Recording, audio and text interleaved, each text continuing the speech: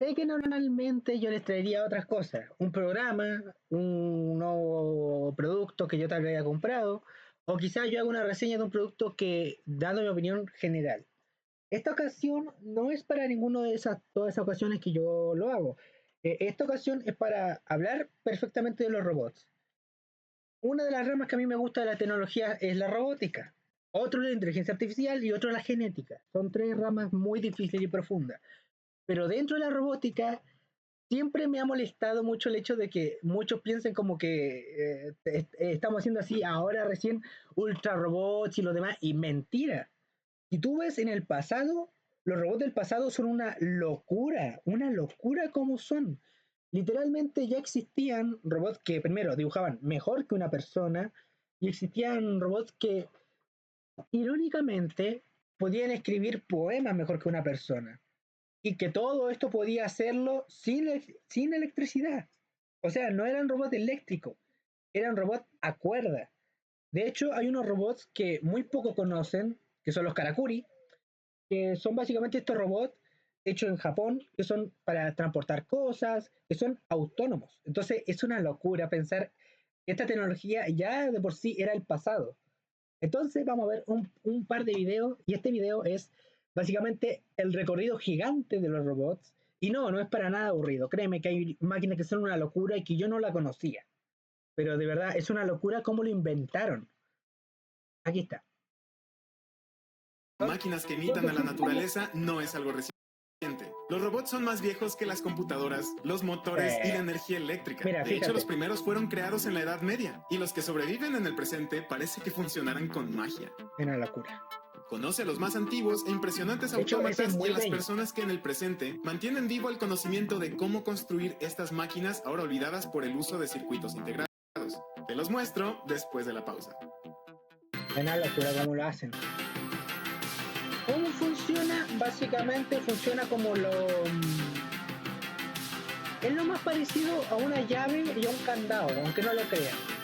Porque funciona así por los bordes. El hombre creó a la máquina a su imagen y semejanza y de esta manera se convirtió en el arquitecto de su propia decadencia. Esa es una frase del segundo renacimiento, un corto de animación incluido en la película Animatrix de 2003, y ahora que las compañías como Amazon están reemplazando a sus empleados en bodegas con robots humanoides, sí, todo tiene un porqué. Como que esta película empieza a sentirse más real, y es que crear vida artificial con nuestras propias manos es algo que ha estado en la mente de los humanos desde las civilizaciones más antiguas. Nos gusta jugar a ser el creador. La tecnología del presente nos acerca a ese sueño más que nunca, pero hubo un tiempo en el que ya creábamos cosas que simulaban tener vida y la escasez de herramientas para lograrlo nos obligó a desarrollar soluciones increíblemente ingeniosas y creativas, incluso para los estándares del presente. Imagínate que naces nerd, con potencial para ingeniería informática o mecatrónica, te gustan las matemáticas, tienes facilidad para el pensamiento lógico, te gusta construir cosas y resolver problemas, pero hay un detalle. Naciste en el año 1500. Sí. No hay compañías tecnológicas que te puedan contratar, no hay computadoras. ni electricidad. Piensa en eso, época sin electricidad y más encima pobre. Pero eres un nerd así, bélico que le gusta la ingeniería, la mecánica, todas estas ciencias que son duras. O sea, es una época de mierda, ¿eh? Y siempre pasa que hay muchas personas que son muy inteligentes, pero nacen en la pobreza absoluta. Ni siquiera había energía eléctrica. ¿Qué haces? Fácil, te conviertes en relojero. Al final de la Edad Media en Europa, las ciudades crecían. La gente del campo se iba a la ciudad porque representaba la oportunidad de una mejor calidad de vida y esto provocó la necesidad de cuantificar de manera exacta el tiempo. En el campo, el horario no era tan rígido. Se levantaban con el canto del gallo antes del amanecer y cuando el sol se metía, se iban a dormir. En parte porque no había mucho más que hacer sin luz y también porque acababan exhaustos. La vida en el campo es dura, pero las ciudades continuaban activas incluso después de la puesta del sol. Sus actividades ya no se regían por la naturaleza, así que para mantener el orden social inventamos los relojes. Ya sé, esto no se parece en nada a un robot, pero este simple mecanismo tiene todos los fundamentos de un autómata. Este es el reloj de la Catedral de Salisbury, en Inglaterra. Fue creado en 1386 y no es el reloj mecánico más viejo, pero es el más viejo que aún funciona. No tiene carátula ni manecillas, no puedes ver qué hora es, pero sí lo puedes escuchar. Tus campanadas no te decían las horas como ahora las conocemos, te decían las horas canónicas, o sea, cuándo era hora de rezar, y se rezaba todo el santo día. La automatización, en este caso, le quitó la chamba al monaguillo que tocaba las campanas. Con el tiempo, los diseñadores de relojes, que eran artesanos, matemáticos y mecánicos, para exhibir sus habilidades, crearon los primeros autómatas. Este es el Zeitglocke o campana del tiempo. Fue construido a principios de 1400 para instalarlo en una torre medieval en Berna, Suiza, que acababa de ser reparada después de un incendio. Este reloj señala la hora que es en horario moderno y su equivalente en horas temporales, que era el sistema anterior a los relojes mecánicos, inventado por los romanos con los relojes solares. También señala el día de la semana, la fecha, día y mes, y a qué hora sale el sol y a qué hora se pone, en qué lugar del cielo se encuentran el sol y la luna y su fase lunar. Ah, y también te dice la posición en el cielo de las constelaciones del zodiaco. Nada más. O sea, este no es un simple reloj para recordarte cuándo rezar.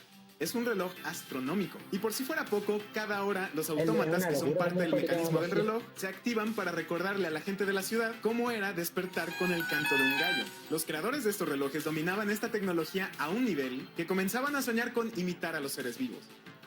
Y este es el modelo más básico que vamos a ver. El reloj astronómico de la Torre de Praga, construido en 1410, incluye todo lo del reloj de Suiza, incluyendo el gallito, más un calendario con un santoral, que al mismo tiempo es un examen de la vista, santos que te juzgan por una ventana, y un esqueleto que te recuerda que tus horas están contadas.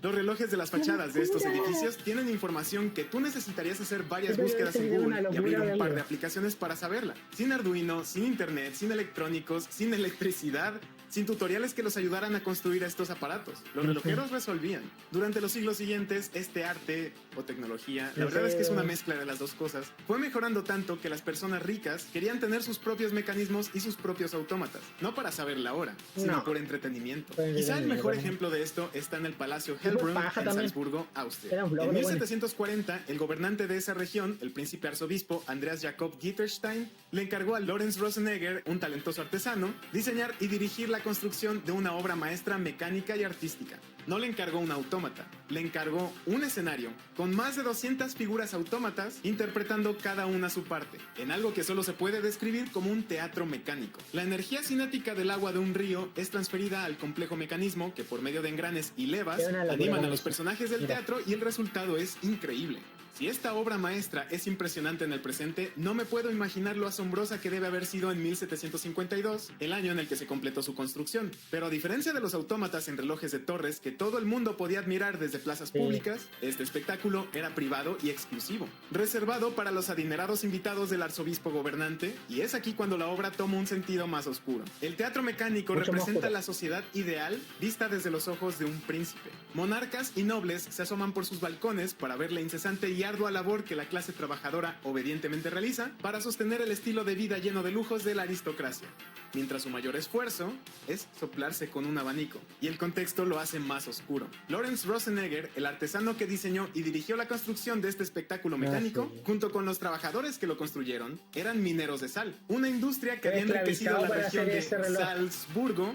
Salz quiere decir sal y Burgo quiere decir castillo de sal, y le pagaba muy poco a sus trabajadores. Por esta razón ocurrieron revueltas dirigidas por trabajadores protestantes que fueron perseguidos y expulsados de la región. Lorenz Rosenegger era uno de ellos y se le obligó a terminar la construcción del teatro mecánico, vigilado por guardias que se aseguraban de que no escapara, como quien dice, a punta de pistola. Por lo que el teatro mecánico del Palacio Hellbrunn es una representación de la opresión de la clase trabajadora, en el sentido figurado, actuado por autómatas, y en el literal, porque fue construido a costa de trabajos forzados. Los nerds, que en ese tiempo se llamaban relojeros, casi siempre nacían pobres. Ahí nació el meme de hay talento, solo falta apoyarlo. Y quien les daba ese apoyo era la iglesia. Si un niño era pobre pero se detectaba que era un nerd, se iba con alguna orden de monjes, como los jesuitas, a estudiar ciencias. Así pasó con un relojero llamado Jacques de Vaucanson, que revolucionaría la fabricación de relojes y objetos mecánicos como los autómatas, inventando el torno, que es la herramienta más importante para construir otras máquinas, y las levas de disco.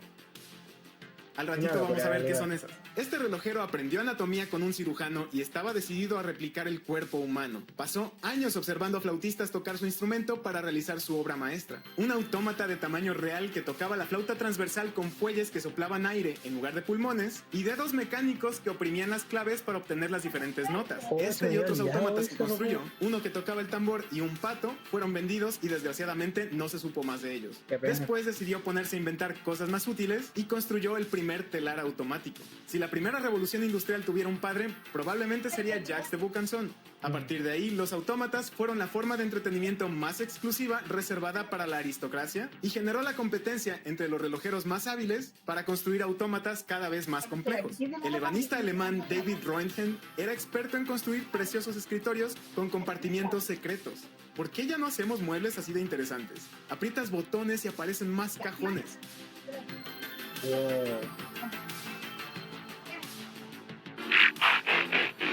¿Sí? Ya habían Transformers en el siglo XVIII, pero su obra maestra fue un autómata. Se trata de María Antonieta, la reina de Francia, tocando el salterio. Le das cuerda, te mira y se pone a tocar. Claro, y ahí con las trabas de ahí. Fíjense en eso.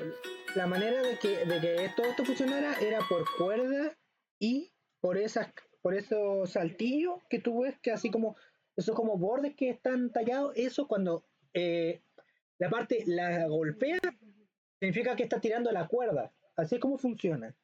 Pero es una locura haber programado todo esto. Con todo esto tienes que hacer la mano. Y hacerlo en el tiempo correcto, en el momento correcto.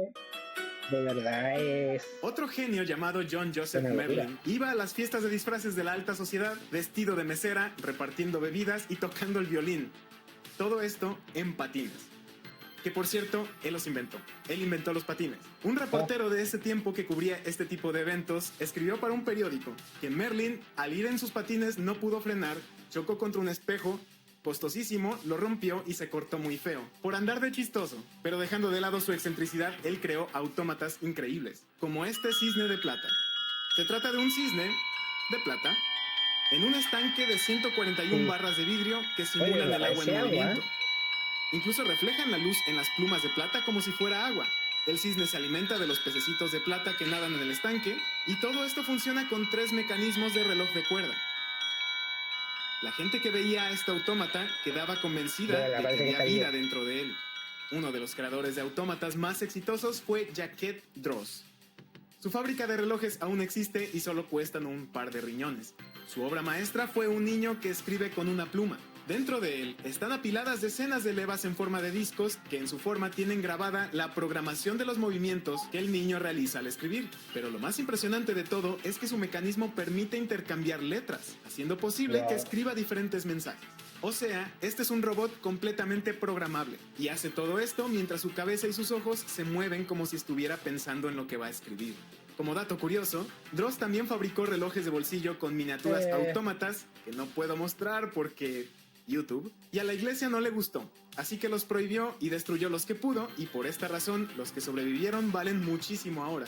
Hay otro autómata de la época que es mi favorito. Su ropa y su cabello no están porque en algún momento del 1800 sobrevivió a un incendio. No es programable como el niño escritor, pero la calidad de su trazo al escribir y dibujar lo hacen para mí el autómata más impresionante de esa época.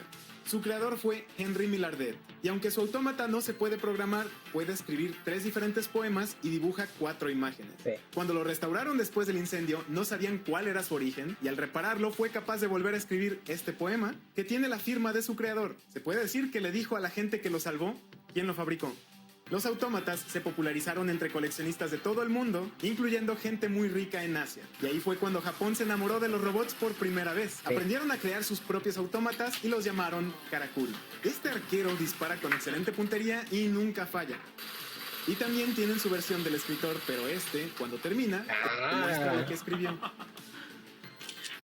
El apogeo de los autómatas duró desde la segunda mitad del 1700 hasta las primeras décadas del 1800. La primera revolución industrial, irónicamente generada por los genios que fabricaban autómatas, provocó que los oficios que permitían crear estos objetos únicos y artesanales fueran reemplazados por fábricas, donde se producían cantidades más grandes de todo a menor costo.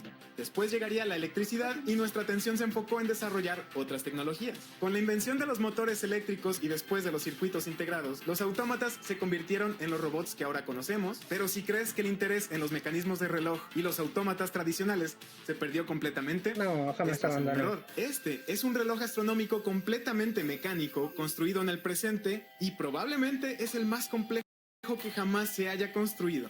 Su creador es Mark Frank y te indica todo lo que los relojes astronómicos antiguos señalaban, más una carta estelar y la posición de los planetas, incluyendo Júpiter y Saturno, con sus principales lunas. Pero dejé lo mejor para el final. Este es el androide número 7 de François Junod. Representa al poeta ruso Alexander Pushkin y es capaz de escribir 1458 poemas y dibujar 6 imágenes. Una locura. Este video ya es demasiado largo, pero no pude dejar fuera a estos pajarillos autómatas, también creados por François Junod. Me callo un momento para que escuches.